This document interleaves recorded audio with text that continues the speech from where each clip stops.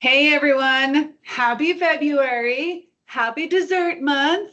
Maybe that sounds kind of weird because it's heart health month and how could desserts be heart healthy, right? But we really wanted to have kind of a dessert focused class. A lot of times we don't include dessert, but and it's nice to have some options, right? When we have a sweet tooth or we have something special occasion, and we still want to try and stay on track, but enjoy some treats.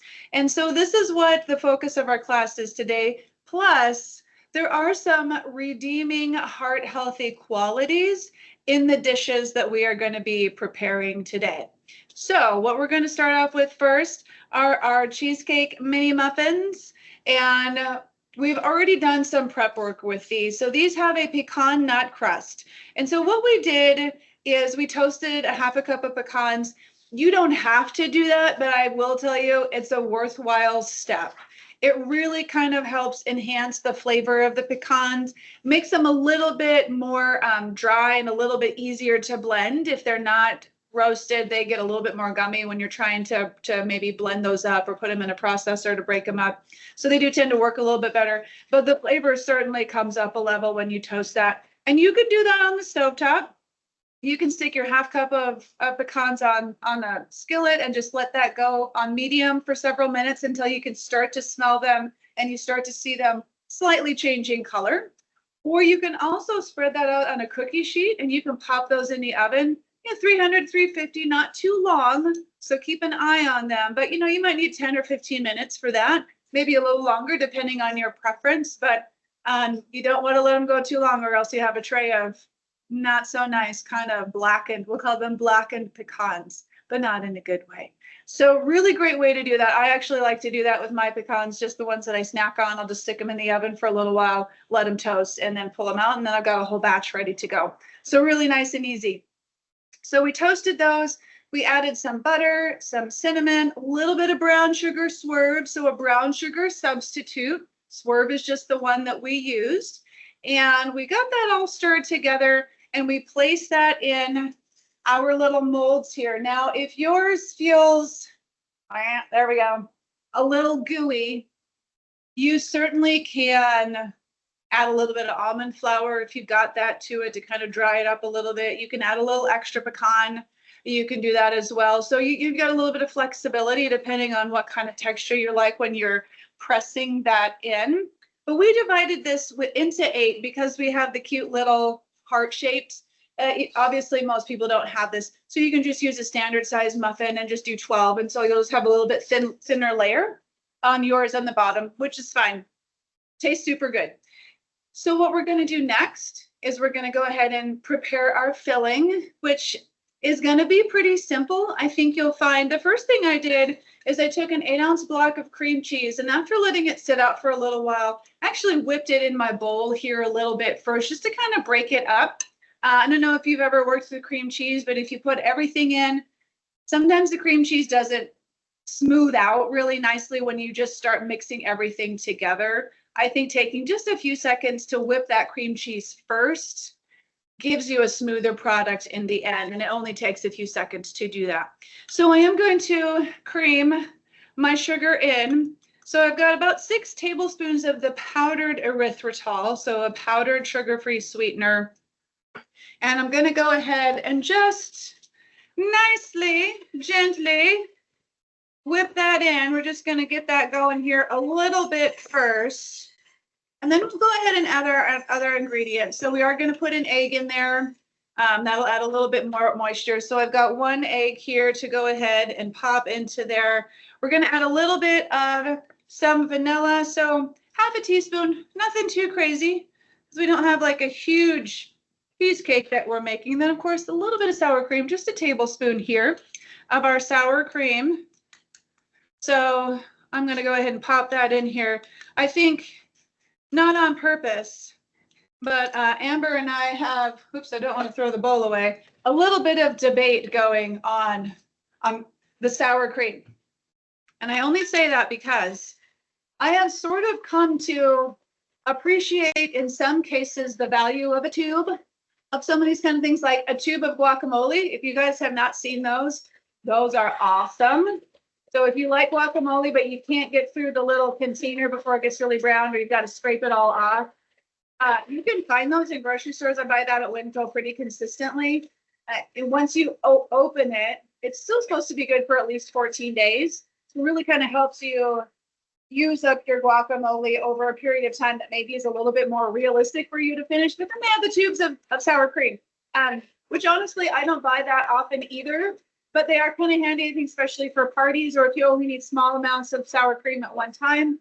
Because I was going to open up a whole container and Amber's like, no, someone brought me a tube. I don't like to buy them, but someone else brought it to my house for a gathering. And I was like, that's brilliant. All we got to do is squeeze out 1 tablespoon and we're good to go. Okay, I think we're getting this guy pretty whipped together here. So this is going to be a really nice, like once you get it in the oven, hands off kind of a situation. So I've got all of this whipped. I whipped it good. It's all ready to go. And I'm going to go ahead and use this scraper. So we're just going to try and I'll do it over here. We're just going to go ahead and just kind of spoon it in. I'm going to try and be neat, but I wasn't. That's all right. Give yourself some grace. I'm really making a mess. Stick with me. Wow. I did so much better when we did this the first time and no one else was watching. Not so good. That's okay. The important thing really is that it tastes good, right? I think that is the most important thing. Now, I will tell you, these don't rise a ton, but they will rise a little bit. So you can fill them mostly full, but leave a little bit of space on the top. And that way you don't overflow, but you don't have to stress too much about leaving a ton of space in these. In fact, I think I'm going to go through and fill them up a little bit more, some of them, so that we're using up. So if I was using a full 12 normal muffin cup, we would get through this batter. I'm going to have a little bit left over, but otherwise you would be able to use it all up in your normal muffin tin. And then it'd be fine. Waste not, want not, right? Especially in this economy, right? You don't want to waste anything. In particular, if it has eggs in it, right? Holy moly, don't waste the eggs. All right, so we've got that all ready to go. And since I have a silicone mold, I've got it on my tray. All right, so I've got it on my baking tray. I'm gonna go ahead and stick this in the oven. I'm gonna give it about 20 minutes, so 20 to 25. You want it just done, right? So if it's like just barely a teensy weensy bit of jiggle or just like that's when you want to pull it. If you overdo it, they're just not as good. They're still edible, but they're just not as good. So I'm going to set a timer and then we're going to move on to the next thing because now this one is doing itself, right? All right, you guys, so commercial break and then we'll come back for round 2. I forgot to mention in the beginning of class that some of you sign up when you come to see us in person and you're like, hey, I'm not signed up anymore. You have to send us an email to sign up for class. So we want to make sure that you send us that email, especially if you're a year out, maybe you're 2 years out, depends. You're just not, coming in as often. You want to make sure you send bariatric support at slhs.org to get signed up for class. Our next class is March 14th. That's the next Friday. And it is Snack Attack, bite-sized culinary creations. It's going to be so much fun. So we're going from desserts to snacks. And that is Friday, again, March 14th. So that's not the third Friday like normal. It's the second. We had some scheduling conflicts. We got to bump it up a little bit. And that will be from 11 to 12, just as it is today. And then our next Healthy Living series, this is going to be exciting because I'm going to be teaching it for the first time since I started a year and a half ago teaching Healthy Living. Our first one is March 4th, and it's from 11:30 to 12. And that is going to be, our whole series is called Meal Planning. And the first one will be Label Reading 101. And the second one on the 11th will be Balancing Your Bariatric Plate. The third one will be the virtual grocery store tour on the 18th. And then the final one on March 25th will be mindful eating. So changes will be reflected under appointments in your MyChart. So you can email Maggie at Bariatric Support as she put on the chat for you. So just make sure that you sign up if you're interested in that topic. All right. And while we're on this quick little break and Jen's getting ready for the next recipe, let's talk about pecans. You know, it is Heart Healthy Month, so it's a good idea that we're having some ingredients today that are heart healthy. Pretty much everything that we're using today, obviously some of the dairy is debatable on whether it's heart healthy, but we're doing pecans for the crust. And besides the fact that they're amazing flavor, they have been certified actually by the American Heart Association as a heart healthy food. So it's fitting that we have them today in our crust of the cheesecake. And really all nuts qualify into that category. Pecans themselves have 19 vitamins and minerals. You know, all of you hopefully are taking a multivitamin, and if you've had surgery, you're on a bariatric, but this is something from foods that you don't get in vitamins, right? Those phytonutrients, those vitamins and minerals that are just easier to absorb because we're eating them. And so they're a little bit different. High quality protein comes in pecans and very few carbohydrates, which is so awesome. And then how we can really incorporate them, we can add them to salads, we can add them to a Greek yogurt, a high protein Greek yogurt. We can put them in a crust of a cheesecake bite. I know, I'm trying to think of where I really love pecans. I mean, I like them just to snack on, right? Unless you have kidney stones. Oh my goodness, Jackie, yes, they are very high in oxalates. So if you have kidney stones, nuts are not for you, unfortunately. So there can be some alternatives. You could just make the cheesecake bites without the crust. They're quite tasty, honestly. I mean, I do love nuts, but I understand that, yeah, we don't want to have them if we have kidney stones. But they do work really great in a silicone container, right? Just with even out without the crust. Thank you for bringing that up, Jackie. That's pretty funny. All right. It looks like we are ready to go on the next recipe, which is so awesome.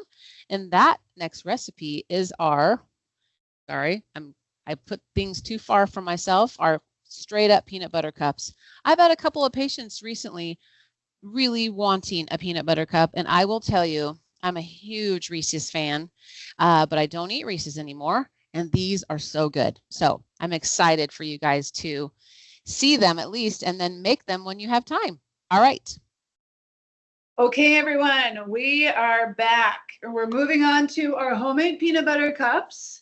So there's a little bit of labor that goes into these, but you do get a pretty decent sized batch. And then, of course, we have full agency over what goes into these. And you can really kind of dial up the nutrition level in these. As Amber said, we can make our own. We can get the dark chocolate. We can do the good things in there. So just to kind of let you know what we've done so far to prep these guys, because you are making a chocolate peanut butter cup, is we did pull out our little silicone mini muffin maker, and we painted the chocolate in 18 of these. So what we did is we made our double boiler over here. I'll show you. If you have a real double boiler, good for you. If you don't, poor man's double boiler right here. So we've got a pot of water.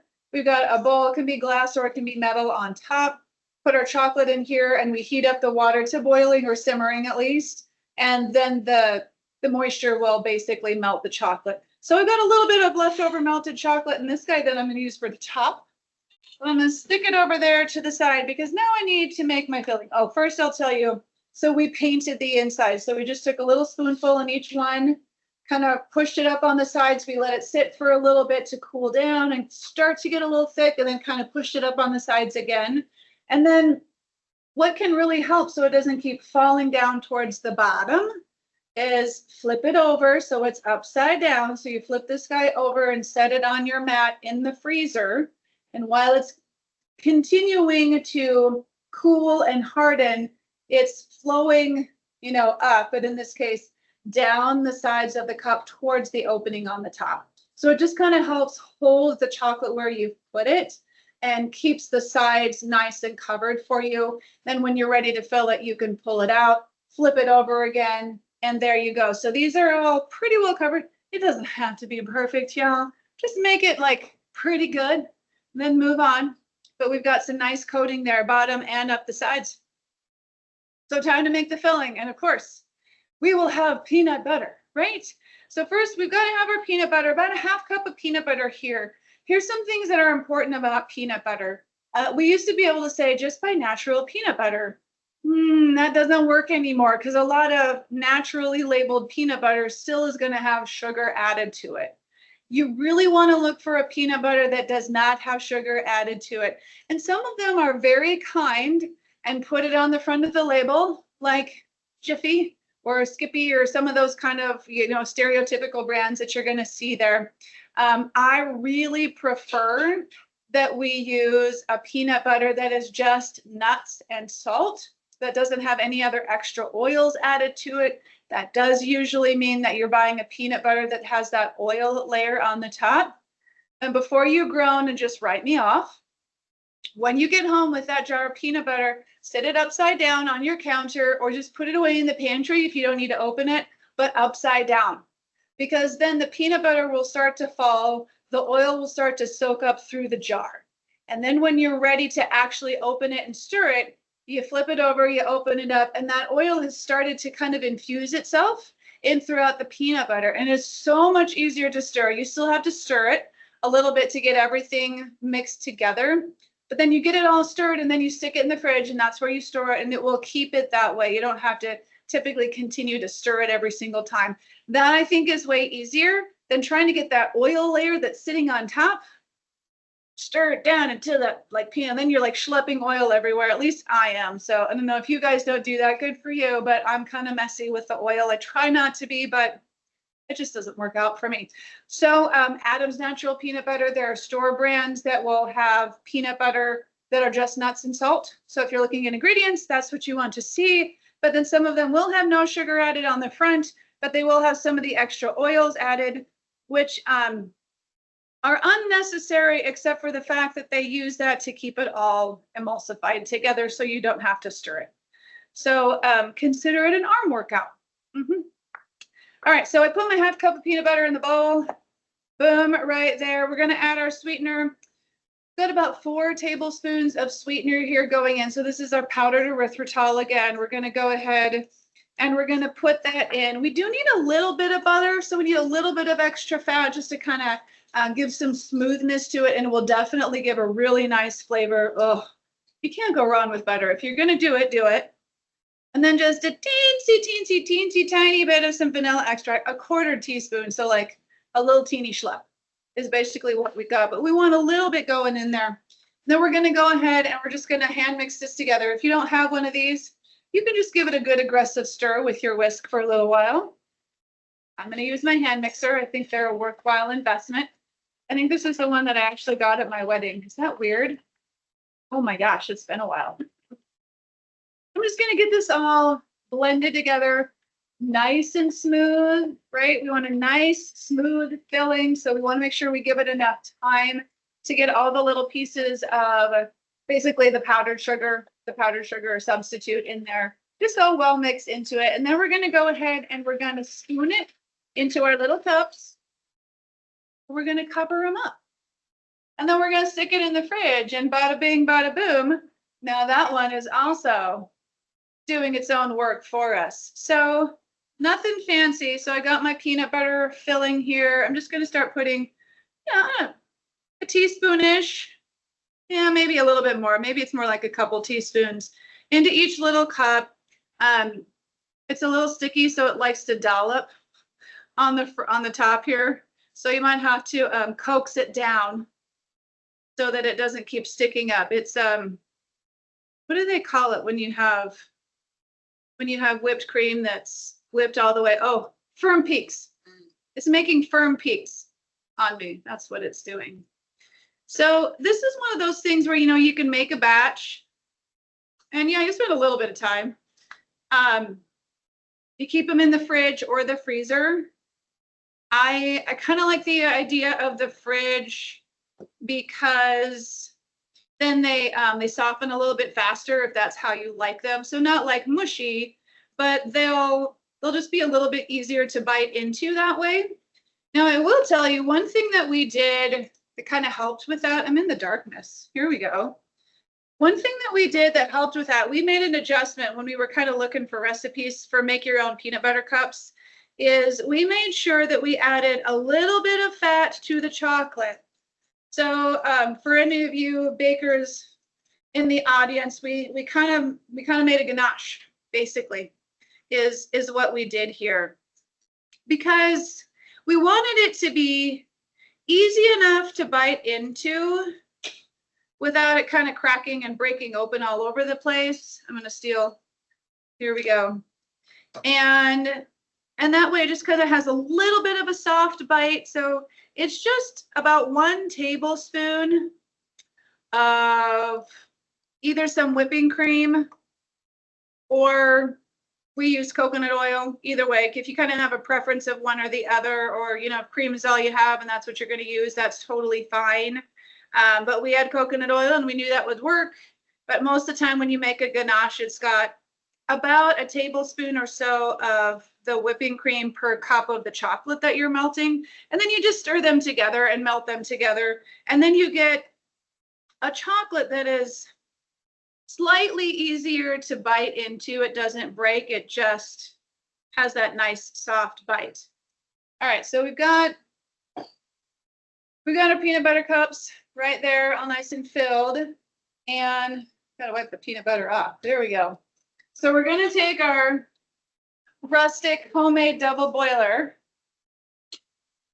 and we're gonna top them with chocolate. Now, you can kind of do your own thing here. You know, if ideally you cover each one, right? You kind of get a nice seal on it. That's kind of the idea of what you're supposed to be doing. But, you know, we kind of had a little bit of fun when we were doing it. And on some of them, I just put a little blob in the middle of the top.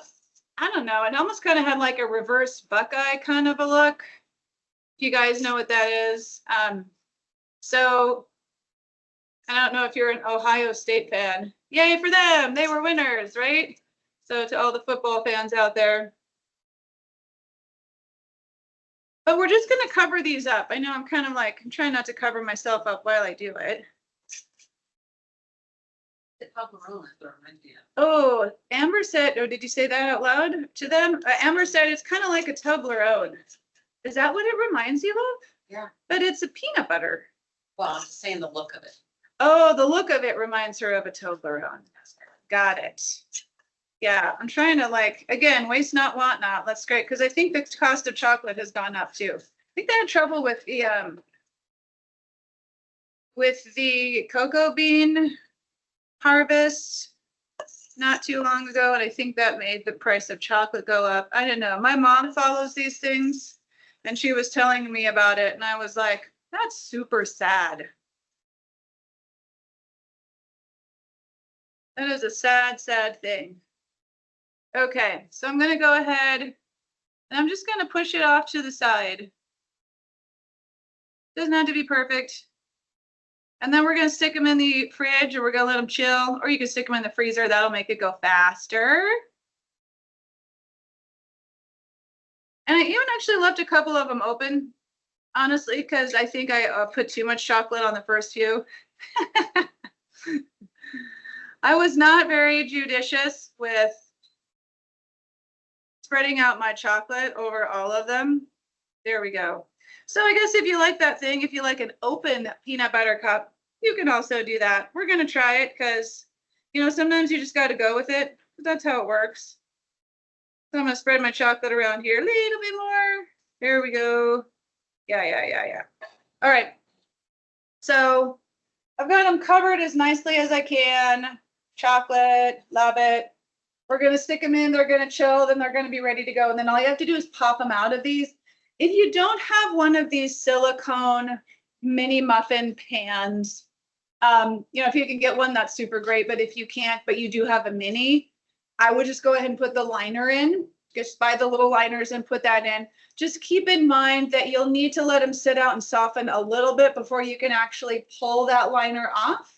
If they're frozen and they're really hard, you may have trouble actually getting that liner off and it'll tear. So you'll want to let them soften just a little bit before you do that. But I'm going to go ahead and stick these in the freezer so they can get nice and chill super fast. And then we're going to take a commercial break. Then we're ready to go and move on. All right, number 2. We're all done. Bada bing, bada boo. Right. Welcome back, everyone. Awesome. Well, not welcome back. You've been here. I welcome me back, I guess is what I meant to say. Oh, man, it's just so fun to do just desserts. And I think that's what I'm going to talk about right now is the benefit of making desserts. I know not all of you crave sweets, but I'm guessing if you're here, you probably want to know about desserts because I think it's super beneficial, especially at gatherings, especially during stressful times, to have some alternatives. And so this is partly why we did this class. We've got a lot of requests for it too. People are like, because we usually do one dessert on our cooking classes, but we thought let's do all desserts. And Valentine's Day and Heart Health Month, we thought, oh, this will be awesome. And of course, I always talk about the health benefits of chocolate. I feel like I do it like a bunch of different times a year. So there's also healthy things that we can have in these desserts, like I talked about a few minutes ago, the pecans, and then pecan, however you say it. People say it differently in different parts of the U.S.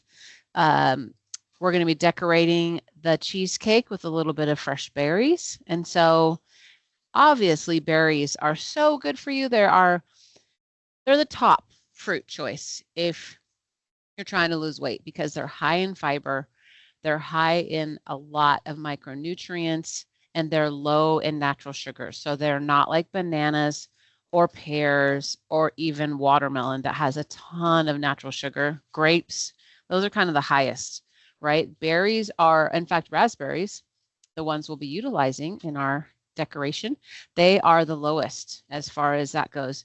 And like I said, very high in fiber, so they help build our microbiome in our gut, help us prevent constipation, which can be an issue after bariatric surgery and just in general with a lot of weight loss type of, because we're doing a high protein, low carb diet. And so oftentimes it can translate into some constipation. And then post-surgically, if you're not getting enough fluids, it can also pose an issue with that. So these desserts are such a great thing. You can pre-make them. You can freeze. You can, if you don't have a stop switch, then share them, bring them to work, share them with your kids. The ingredients are, yes, they're a little bit more expensive than cane sugar and enriched flour, right? But it's also whole ingredients. We're taking almonds and, right, we buy it pre-blended as almond flour, but it's almonds. That's all it is. It's blended almonds. We call it almond flour because we use it in recipes to make things, right? So, but it's all, in fact, we didn't use almond flour today, but for the crust, the pecan flour, very similar to having almond flour. And then I think I've had some people ask me about different alternatives to that. I was trying to think of a nut-free when I was thinking about my friend Jackie online who said something about kidney stones. I was trying to think of some alternatives for the nuts. That it's a little bit tricky. You probably could do, even the sunflower seeds are going to be high in oxalates. So it's better just to make the cheesecakes without a crust. So yeah. Anyway, back to the benefits. So having these on hand, it's just so helpful. We've all have stress in our life. And sometimes when we're stressed out, we're more likely to grab a snack that we shouldn't be eating a lot of or a treat. And so having these on hand is very helpful, or at least the ability to make them quickly. And then next month is going to be awesome because we're doing our bite-sized culinary creations. And so the snack attack also helps you when you're in, a pinch or you're stressed or you're busy. A lot of us are busy. So having those things handy is very, very helpful. Let's see.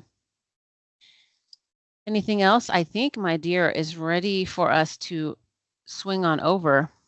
Swing on over. It looks like she pulled the cheesecakes out, and we're going to be moving on to the chia pudding. Awesome. All right. All right, we're back. Yes, and the cheesecakes came out. They were done. The beeper went off. I put it in for 20 minutes. because you always start with a lower number. You don't go max. You start early because everyone's ovens are a little different in environments and all of that, moisture, humidity, yada, yada. So this is what we got at 20 minutes. There was no jiggle in them, so I definitely wanted to pull them at that point.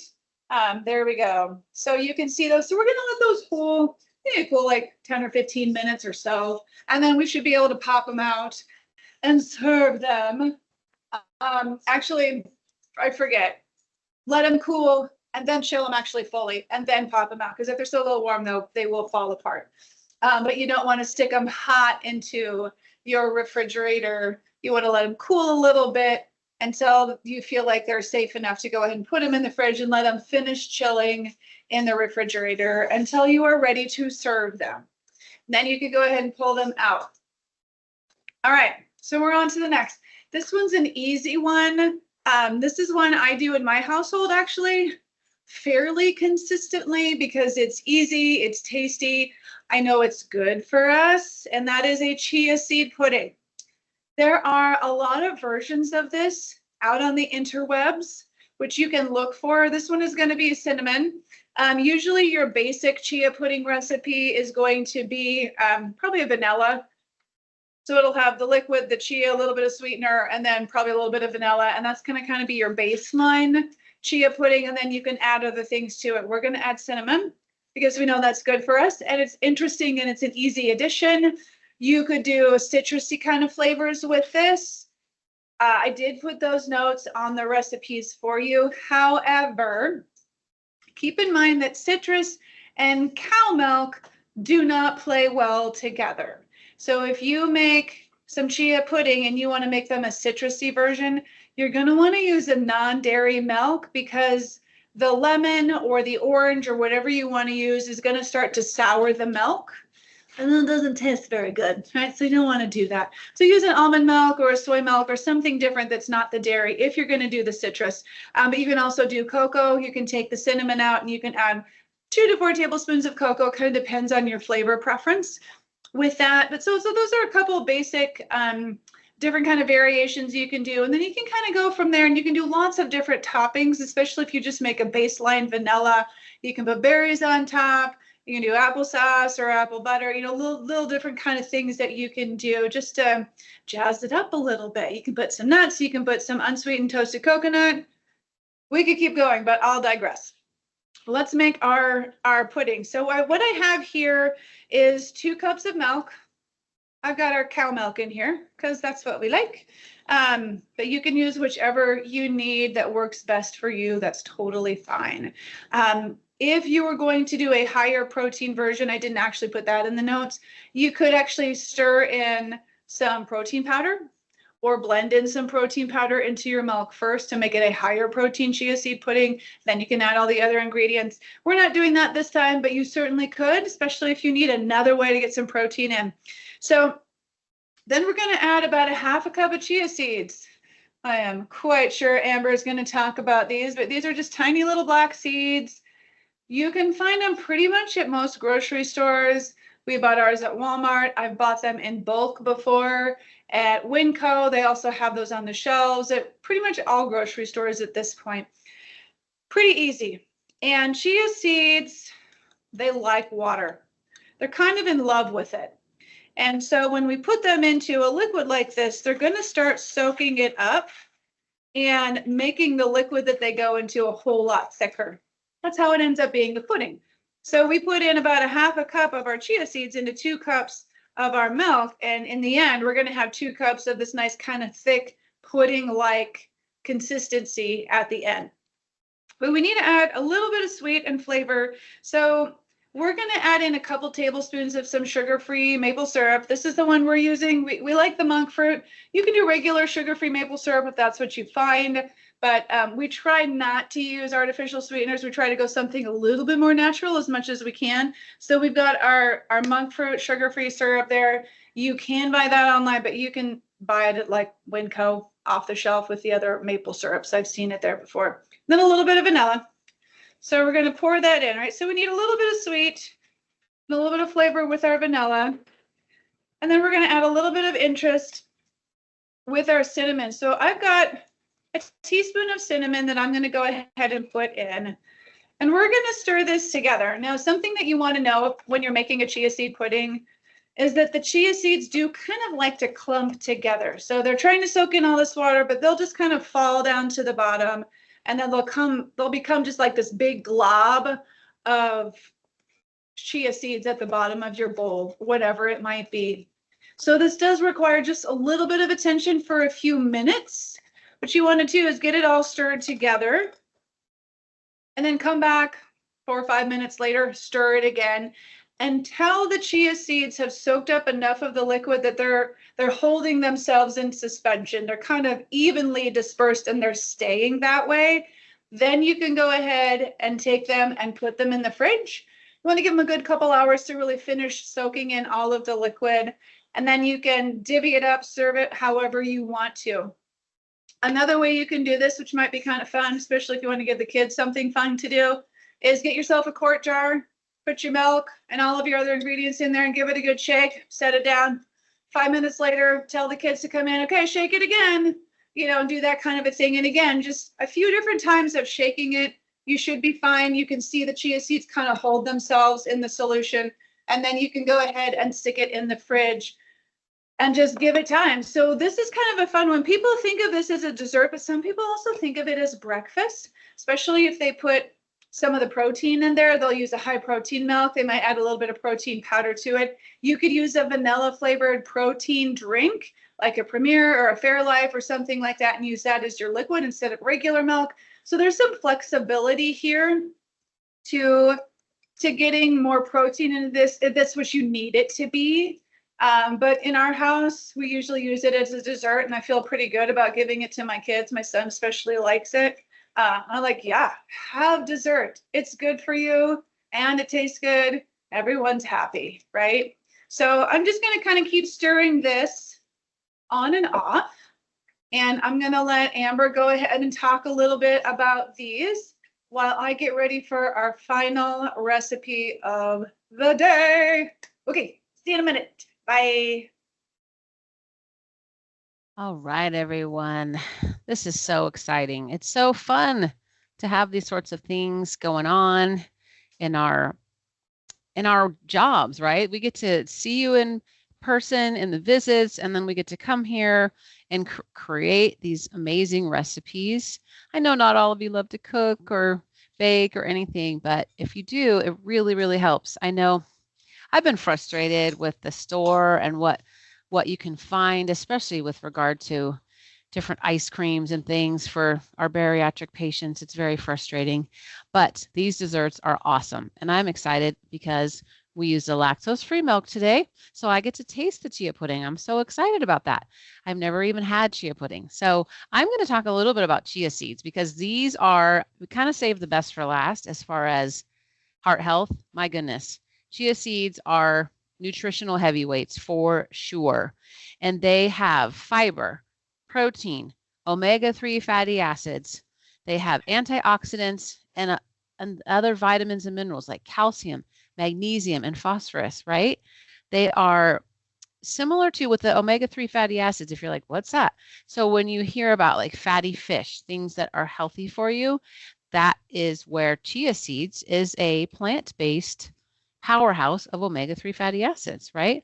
And these, why do we need those? They're good for our brain health, our heart health for sure, and reducing inflammation in the body, which if we are struggling with that, most of us are, our joints hurt, we're carrying around extra weight, chances are we have inflammation. So incorporating these into your diet can be very beneficial. And man, we were talking about constipation a few moments ago. They are so high in fiber that they can really be helpful. Now, again, if you have too much fiber, you want to make sure that you get enough fluid. So, and just to give you an idea of how much fiber is in chia seeds, about an ounce, which is a lot of chia seeds. I'm not going to, sugarcoat that. I want to show you what we have in this particular recipe. For one serving is 6 grams of fiber. That's amazing, right? So, because if you can even get close to 15 to 20 a day as a woman and, 25 to 30 as a man, that's awesome. So 6 grams in 1/2 half a cup serving of this chia pudding. So they're definitely full of fiber. But in 1 ounce, which is 2 to 3 tablespoons, so that's a lot if you're going to put it in your yogurt or something, gives you 9.8 grams of fiber. So I like the 6. I think the 9.8 might be a little bit much. But showing that you get enough fiber, and this is hard when you only have, you've had the sleeve, you got a itty bitty pouch for your stomach. Getting enough fiber is a challenge. So having something like this that is a powerhouse and it has a lot of fiber in a small amount can be very beneficial. But getting adequate fiber has been shown to decrease the risk of coronary artery disease, type 2 diabetes, several types of cancer, and inflammation digestive disorders, right? It helps lower the LDL, which is what, the bad cholesterol. It also helps lower triglycerides, and it helps increase our HDL, which is our heart protective part of the cholesterol. And it also, with the fiber in this is a soluble fiber, so it helps soften the stool and provide bulk to it. So it's not like an insoluble fiber. I'm trying to think of what off the top of my head. Probably like wheat bran would be what would be an insoluble fiber. That's going to possibly make your stool hard and difficult to pass. So this is a soluble fiber, much like from raspberries that we talked about a few moments ago, and it will help provide bulk, but also soften it. So I know that sounds funny. We're talking about stools when we're cooking. I'm sorry, but it's a thing. It's a thing with weight loss and bariatric surgery. So that is what I have for chia seeds. So it looks like Jen is ready for us to go on to our final recipe. That was awesome. All right, we're going to turn it on over back to Jen in the kitchen. All right, let's get on to the last recipe of the day. And yeah, I know dietitians, we have to talk about it because what goes in must come out. So we talk about both ends a little bit, mostly the front end, but a little bit the hind end sometimes because it's both important, right? And life is great until that part isn't working, and then it's really not so great, right? So yay for chia seeds. They're dessert. They can be protein. They have omega-3s. They have fiber, super helpful. All right, let's move on to the last. All right, so our last recipe is a cinnamon roll chaffle. Chaffle being a mashup of a waffle, but with a cheese-based batter. So typically with your chaffles, it's some mozzarella, it's some egg. That's kind of your baseline recipe. And then there might be some other things added in. So for us, we actually added in a little bit of sweetener, just a little bit, because we're trying to kind of go a little bit of a sweeter vibe here with this. So just a couple tablespoons of the powdered sweetener. We did add some cinnamon because we're going for a cinnamon roll vibe here. We also added in some almond flour. And when you do that, it kind of gives your chaffles a little bit more of that bready kind of consistency that I think most people are looking for when they're trying to make a chaffle here. So we actually pre-made most of our chaffles, and then I've got one more here that I'm going to go ahead and put in our, hopefully you can see it, our little tiny mini waffle maker. I would pick it up for you, but it's really hot. And I'm going to put our last little quarter-ish cup amount into this guy. I find this one only takes a couple minutes, like 2 to 3 minutes maybe, and the chaffles are done, or they get kind of brown, like really brown. And then it'll be done. If you have a standard waffle maker that you're using to do these, you're probably going to need a couple extra minutes before it kind of hits that point where you feel like it's ready to pull it. These do tend to be a little bit more moist. So when you pull it off, it's going to look done maybe by the look of it, the brown level of it, but it'll still feel pretty moist when you pull it off, but it does get a little bit more crisp, a little bit more firm when it starts to cool. And then if you really want more of that crisper texture, you could pop it in the oven for a few minutes. You could pop it in toaster for a few seconds and do that either to reheat it or get a little bit more of that crunchy kind of vibe that you might like. But I've already got several here that I already pre-made, and da-da-da, there you go. Looking good, right? Yeah, so we got our little chaffles here. And while this guy is chaffling, we're gonna make some frosting, right? Because the cinnamon roll, usually I think a good cinnamon roll has a cream cheese frosting. I just don't understand why a cinnamon roll is even worth eating unless there's cream cheese frosting on top. That's just me. Everyone's a little bit different, but that's kind of what I wanted to do with this. So I wanted to make it like a cinnamon roll so that you could have that kind of feeling and flavor with it.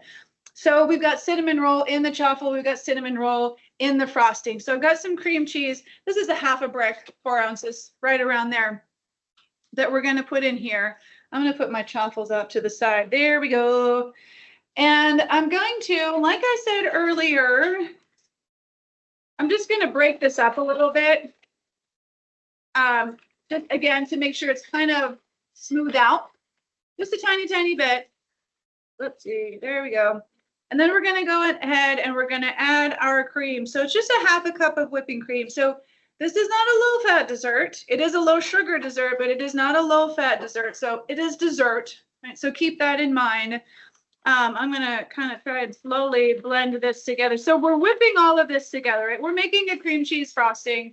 So if you've done that before, we're just trying to get this whipping cream and our whipped cream, our cream cheese coming together. So we're going to get that frosting-ish kind of texture. There we go. That's coming along. My cream cheese was sticking in my beaters a lot. And so I felt like I was just whipping cream and no cream cheese. But it's coming out. There we go. That's getting better. I think my chaffle is probably about done. It even stuck to the top. So hot. There we go. Yeah, good. Right there. Not bad. So I'm going to set this down and I'll let that cool for a minute while I finish. So we've got to add our sweet and we've got to add our cinnamon. So I've got, again, a little bit more of the confectioner's sugar or powdered sugar sweetener. Got just a couple tablespoons of that. And then I've got a half a teaspoon of cinnamon going into my frosting. You can always add more. If you like more of that cinnamon flavor, you can add more to the chaffles and you can add more to the frosting. There really is some flexibility when it comes to the level of cinnamon. But we were trying to kind of keep it middle of the road to consider all the good people in the world who might be making this recipe. And then basically what you want to do is just either smear or dollop your frosting on top of your chaffles. We kind of thought warm was a nice way to do it, so it kind of melted over. You could do it cold. It could be a cold swipe. You know, if you're just like, I just need to eat this thing and I'm just not going to take the time to eat it, you can certainly do that too. You're in a hurry in the morning and you want to have your cinnamon roll chaffle, your higher protein. And that's one of the benefits of the chaffles, by the way, is instead of a standard waffle, which is going to have your flour, you'll still have your egg and milk and such in there. We're going to have mostly cheese and egg going into the chaffle recipe. A lot of times also, if you haven't seen chaffle recipes out there on the interwebs, you'll find lots of different versions out there.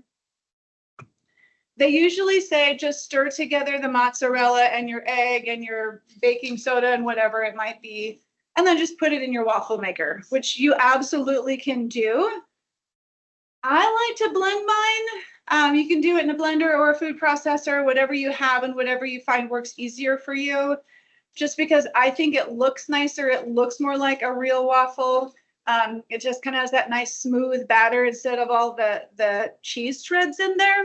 So that's just my preference, but I think it serves a more realistic waffle than what we're used to. So then all we got to do is we're just going to smear. I'm smearing right now. Amber, it's happening. On my warm chaffle.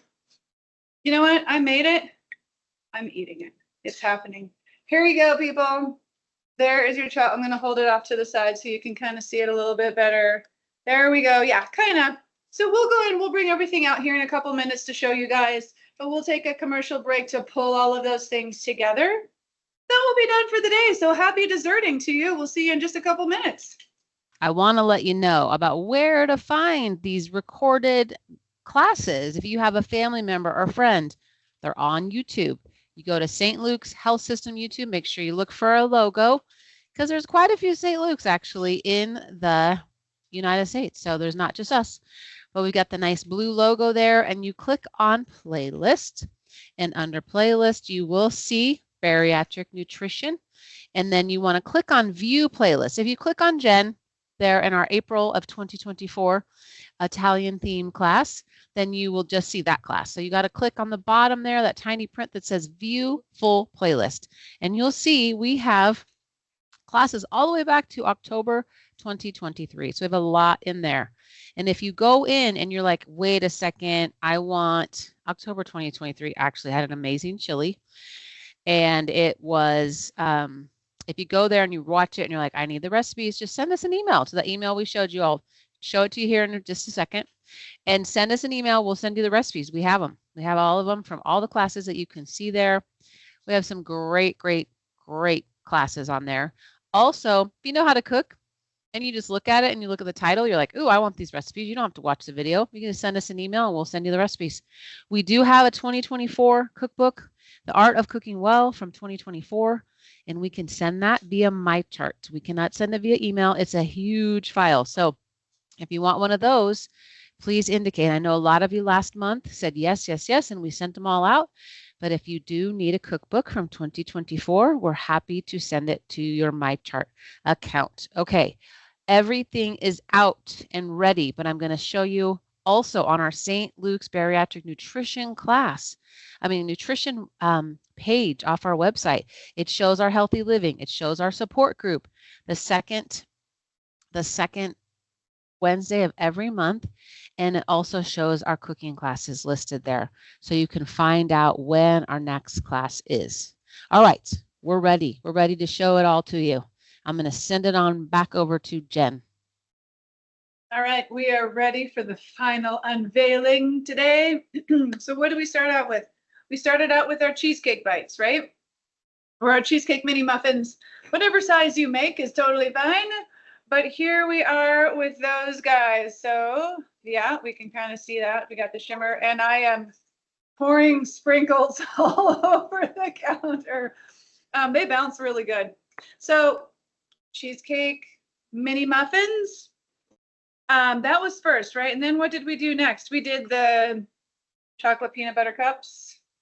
So I'll show you those. Oh yeah, those are holding together nicely. So we got a nice little batch here. Like this will last you a while unless you share it with your family. So maybe don't tell them you made them.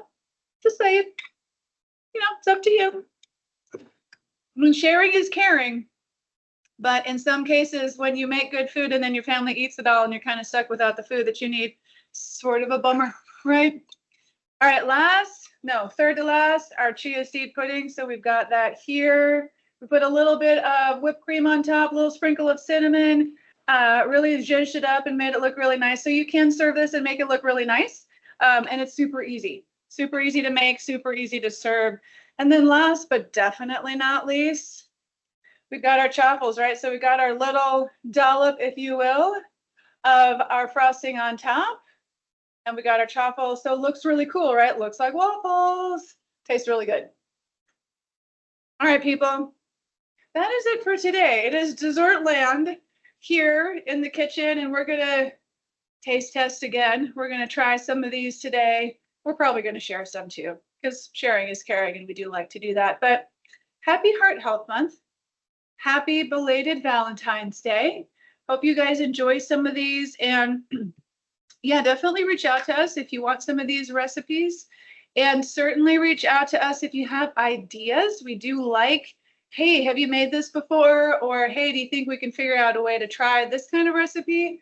We do really enjoy getting suggestions and trying to make something work for you guys. I understand there are some questions from the audience. Nope, there's no questions from the audience. Never mind. All right, y'all. Peace out. Have a good Friday. We'll see you later. Thank you so much for coming today. We look forward to our next month, which is our snack attack. And so that's going to be super fun. I'm a snacker, so I love it. I do love treats. And so these are awesome. We already tasted them last time, and except for the chia pudding, I didn't get to taste, but this week I get to taste it. So we will really be excited to see you again. The next time we will see you, if you want to come, we've got that healthy living class, like I said, Tuesday, March 4th from 11:30 to 12. So it's a nice short class, something you can listen to possibly on a lunch break or a little early lunch break, right? And those are every week. And then our support group, which is such a great, even if you're shy, even if you don't want to be talking on the support group, that's okay. It is on the second Wednesday of the month, which is the 12th of March. Same as February, crazy. Those different length months, and it lines up to be the same. And that's from 5 to 6. So that's a little bit more convenient time for people who are working. So we love to have you, even if you just come and listen. People love to share things. It's a great time to be in community with people in our program. All right. Have a great rest of your day. Let's see. What did some people say? I would like a copy of the book, please. Yes. All right. The cookbook. Okay. So Nelly, I'm probably saying it wrong. Martin would like a cookbook. All right. And Kenya has got all the rest. Hopefully you guys all got all the recipes. I know. All right. Take care, everyone. We'll see you next time.